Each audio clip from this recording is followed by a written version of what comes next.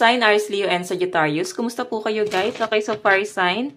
Maraming salamat po sa walang sawang pagsubaybay sa ating mga reading and kung ikaw ay bago pa lang sa ating channel. So yun guys, mag-subscribe na po kayo and i-click mo na rin yung ating notification bell para lagi kang updated sa ating mga bagong upload.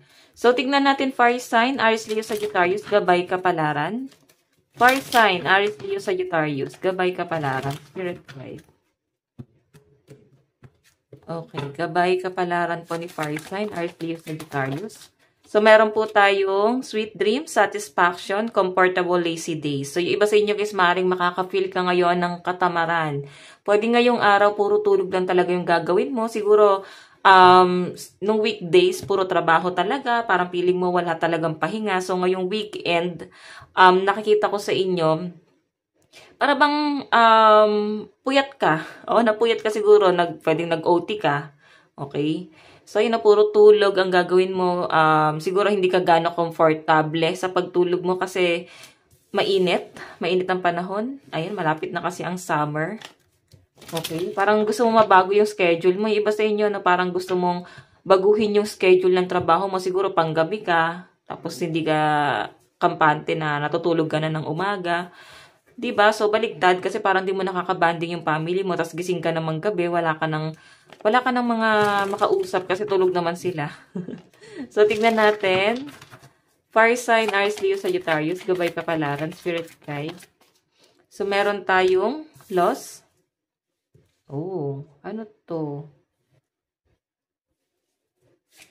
So, may nakikita ako dito na, ayan, nightmare, loss. Ibig sabihin, parang pili mo nagkakaroon ka ng depression or pwedeng natitrigger yung depression mo. So, kaya pala iba sa inyo guys, gusto mo lang matulog ng matulog. Kasi karamihan guys, no? Actually, hindi totaling karamihan. Pag depressed talaga ang gusto ng mga tao, pag depressed, no?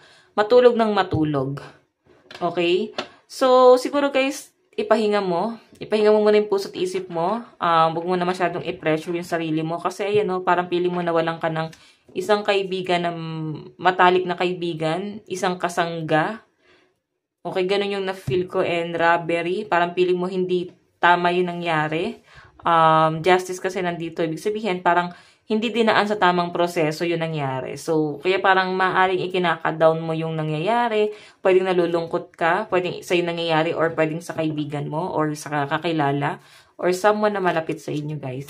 Okay, ayan, no? Yung iba sa inyo, guys, sabi ko nga dito, gusto mong makabawi sa tulog mo kasi puro, para bang hindi ka makatulog ng maayos. Kasi nga, guys, possible, no, na natitrigger yung inyong depression. Okay.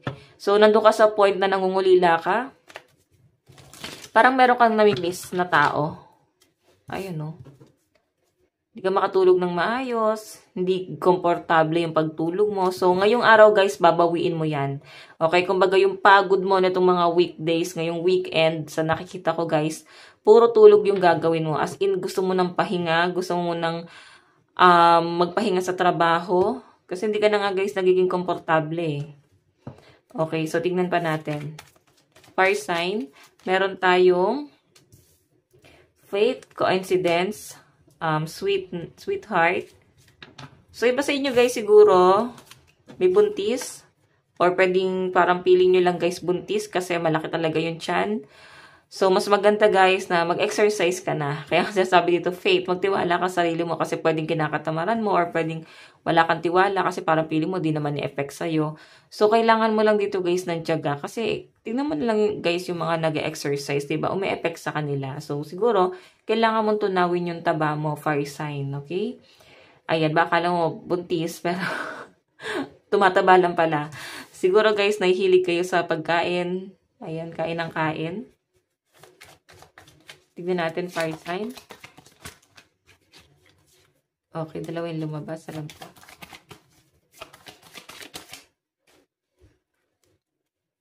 Meron tayo guys, right? Ceremony, mystery, and magic.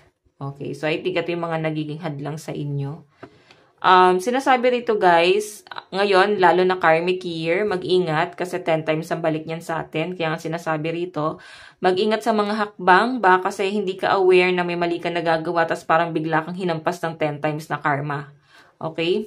So, fire sign, ingat ka. Sa nakikita ko, kailangan mo mag-cleanse. Baka nababalot ka ng mga negative energy, kagaya ng sinasabi rito. Mag-cleanse, mag-meditate, para ma-release mo yung mga negative na nasagap mo. Okay? Dala-dala mo sa ngayon. Ayan. Meditate lang, guys.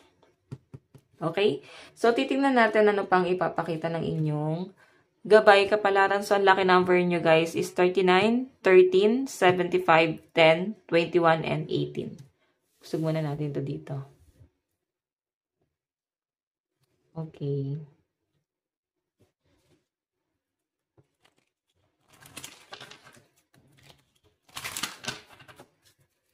Fire sign, Aries, Leo, Sagittarius. Meron tayong focus on the positive. Diba? Kailangan mo lang, guys, maging positibo. Huwag ka masyadong nega. Nakikita ko naman dito, guys, ma-overcome mo na siya ngayon. At this week, guys, no, this week, ma-overcome mo na lahat ng mga doubt, yung mga worry mo. Hindi yan, guys, permanent. Okay, yan. Maging positibo lang. Siguro kasi, guys, yung iba sa inyo pagod talaga sa trabaho, kaya para bang ang hirap sa inyo na maging positibo. Okay, tapos nakikita ko rito na parang gusto mong makawala.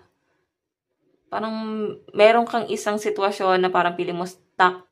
Ganon. Kung hindi mo feeling talagang nangyayari, naka-stuck and sobrang limitado ng galaw mo. Mahirap kumilos sa side mo.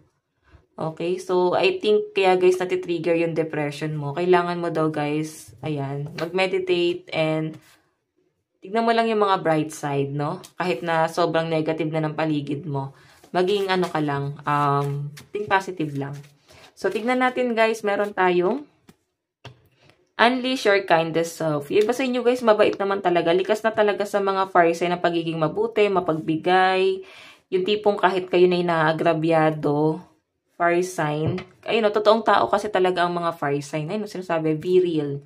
Totoong tao talaga ang mga fire sign and hindi yan guys nagpapaka-plastic. So, kung makakarinig ka ng pagiging prangka ng mga fire sign, totoo yon. Okay? So, sinasabi rito guys, tinatry ng iba sa inyo na maging mabuti pa. Okay? Para bang iniiwasan mong maging masama or makagawa ng kasalanan sa nakikita ko pero hindi mo talaga guys kayang iwasan. Siguro may nagpapatrigger din guys sa inyo. So, tignan natin fire sign. Meron tayong message. Synchronicity, memory, mind, and healing. Yung iba sa inyo guys, maaaring nakakatulong sa inyo yung may mga tao kang nakakausap. Kahit sa messenger lang, sa text, or kung sang apps kayo nag-uusap guys. No? Malaking tulong sa inyo yung may nakakausap kayo araw-araw. Okay, so iba dito guys kasi parang mobile games na yan, na-overcome nila yung mga stress nila. So ito guys yung kailangan mo. Oo, healing. And ituloy-tuloy mo lang kung sino yung mga nakakausap mo. Hanggat hindi ka okay, kausapin mo lang na kausapin, then maaaring may advice silang nabibigay sa inyo. Meron po tayong Sovereign, Ascension, Transformation, Visualization, and Sacred. Diba? So, kailangan daw guys, meron kang baguhin sa cycle mo. Sabihin na natin hindi mo kaya kasi nga limitado yung galaw mo. Pero kailangan mo daw guys maging confident. Siguro kaya ka napapanginaan ng loob kasi hindi ka confident. Parang nawawalan ka ng motivation. Pero kailangan mo guys gawin para sa new beginning. Ibig sabihin, may binabago sa personality mo kung ba't nangyayari sa iyan. Ay no, beginning. Diba? Adjustment Sabihin, meron kang kailangan i-release para sa bago. Bagong paparating, bagong opportunity. Kailangan mong taasan ng confidence mo sa sarili guys. Okay, so fire sign, ito lang naman po ang inyong reading hanggang sa muli. God bless and love you all. Thank you.